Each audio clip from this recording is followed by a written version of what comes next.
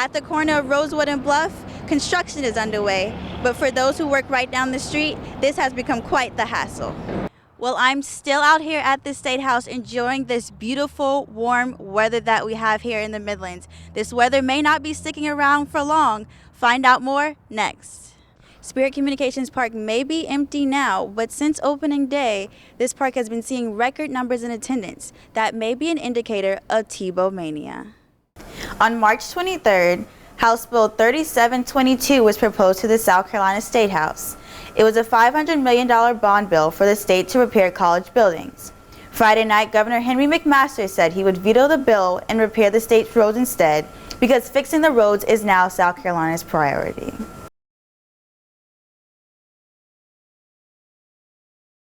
The addition of Tim Tebow. Former Heisman Trophy winning quarterback Tim Tebow. Well, keeping with sports, Tim Tebow. Their most high-profile player, Tim Tebow. A big night for Tim Tebow. The real fireworks are in the ballpark during the game when Tim Tebow stepped to the plate. It's Tebow time in Columbia. Always been a big fan. Liked him when he was at Denver and obviously when he was at Florida. I was never a Florida fan though, but I always liked and respected Tim Tebow for everything he stood for, so always cheered for him. But Eric Larson is no regular Tebow fan. From Sioux City, Iowa, which is all the way in the northwest corner of the state of Iowa, and I literally stopped down here to buy some Tebow shirts. Spirit Communications Park may be empty now, but since opening day, this park has been seeing record numbers in attendance. That may be an indicator of Tebow mania. Executive VP Brad Shanks said the team did not know how big the Tebow impact would be, so they called another team who was a bit familiar with this same situation. The closest thing we had as a comparison point was when Michael Jordan played minor league baseball for the Barons, and so we talked with some of their folks to get an idea going into the season of what to expect. A lot of it's been similar, obviously a lot of people autographs, a little different now with social media. Since Tim Tebow has arrived, the team has seen an increase in attendance, including a sellout crowd of 8,500 for opening night. But tickets are not the only sales that have been going out of the park. You see people around wearing the Tebow jerseys, and we've had, reorder after reorder of those because we can't keep up with the orders that are coming in for those right now. The team has even been receiving online orders from 48 out of the 50 states, and a lot of it, Tebow merchandise. And Shank says, you couldn't write a better script for Tebow's debut performance in the opening series. 2 home runs in the first 3 games. We've gotten significant highlights on SportsCenter and some other national media attention that's just been fantastic for us as a ball club because, it gets our logo out there, our brand out there, which has been popular locally, but now it's expanding even more to regionally and nationally. When asked how long he thinks Tebow mania will last? It's tough to say. We really are kind of playing it by ear as it goes. We hope he's here, as long as he can be, but we also want him to succeed and move up, and hopefully he gets to fulfill his dream of playing in the big leagues. Until then, the organization will continue to yard and ticket and merchandise sales. Danielle Williams, Carolina News. If you've traveled Bluff Road recently, you've noticed the lane closures, construction cones, and signage. But those in the area want to know what's really going on. In 2012, the citizens of Richland County voted on a 1-cent sales tax to fund transportation-related projects in Richland County. And so as part of that, one of the projects was Bluff Road widening. The project will be broken down in 2 phases and is the work of Richland County's Transportation Penny Program to increase pedestrian safety and traffic flow. There was a lot of accident data that was collected along Bluff Road, and one of the main accident types was rear-end accidents, as well as some angle-type accidents. In a recent traffic count by Richland County, data shows that an estimated amount of over 21,000 cars travel Bluff Road a day. With that high volume of traffic, this construction impacts many who travel and work in the area. At the corner of Rosewood and Bluff, construction is underway, but for those who work right down the street, this has become quite the hassle. It's definitely an inconvenience for those of us who work in the stadium. A lot of people don't realize that there are offices in the stadium that are open business days and weekends, and we have to park across the street and cross the street, and some days it's been kind of like playing Frogger. You're just trying not to get hit. While the construction has been a huge inconvenience to some, officials hope that the end result will be worth the wait.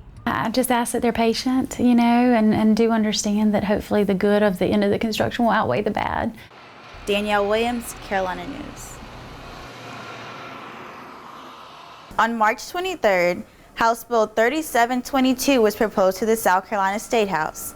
It was a $500 million bond bill for the state to repair college buildings. Friday night, Governor Henry McMaster said he would veto the bill and repair the state's roads instead because fixing the roads is now South Carolina's priority. Legislators cut down the proposal, and after requesting $75 million, the University of South Carolina won $25 million to renovate the old law school on Main Street. The original draft and the hope was to be able to get both the law school and the medical school included in this bond bill. There was a draft that has transpired that has cut the medical school aspect of it. Student body president Ross Lordo worked with students here at USC and other state colleges to send a follow-up letter to the governor, asking him to reconsider his stance on the bill. A statement released by McMaster spokesperson Brian Sims says, "The governor appreciates the college president's perspective and sincerity, but if the General Assembly is determined to break out the state credit card, fixing roads now for all South Carolinians takes priority over college buildings." University President Harris Pastides and Student Body President Ross Lordo have put in a request to have buildings like this law school renovated for students to have better resources. The fact of the matter is this bond bill shifts cost from students to the state of South Carolina. If it doesn't pass, then all these costs for these improvements shifts to us as students, which, you know, translates into increased fees, tuition. Lordo says the bond bill is long overdue. It's been 20 years since we've gotten a bond bill from the state for capital improvements, and we really need it now more than ever as interest rates are lower than ever before. And if lawmakers postpone this bill any further, that our education system will be in the same condition as our roads. Danielle Williams, Carolina News.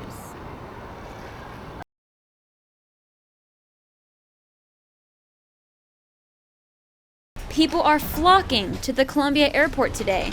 One look inside and you'd think it's rush hour for the holiday season. But take a closer look and you'll realize it's the climax of March Madness for Gamecock fans. We're headed to Phoenix for the men's Final Four, but we will definitely be watching the women's Final Four. Go Cox. It's a special weekend that might as well be a holiday. Missing class. The Carolina women's basketball team arrived in Dallas Tuesday for their second Final Four in 3 years, and the men arrived in Phoenix Wednesday for their first Final Four ever. Their most loyal fans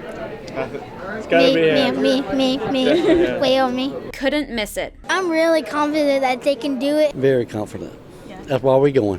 A sacrifice for some. Took off 3-4 days of work. It's not a cheap trip. Like Chris Siegler, who is getting over an injury. I'm going to try to not let it inhibit me. Definitely dedicated. As for others, that's not a sacrifice. Well, it's no sacrifice. This is all great fun. People have been arriving and flying out of this airport all morning. A total of 4 charters will be heading out of here by noon, making that 530 total Gamecocks traveling together to see the big games. Lynn Douglas, manager of public relations, says it's the busiest she's seen the airport at this time of year. It will definitely make our numbers for the month of March look really good. It gives Lynn a reason to perk up a little. I love these kind of things because it's just the excitement of seeing people, because you know an airport can be a lot of different emotions. When we do have excitement, and particularly something like this that affects our entire community, it really says a lot about who we are here in Columbia. Will the celebration continue next week when the fans return? For now, the ball is in the courts of the players in Dallas and Phoenix. Go Cox! Oh, sorry. Sorry. No, you're fine. Go Cox. Right. Michelle Zhu,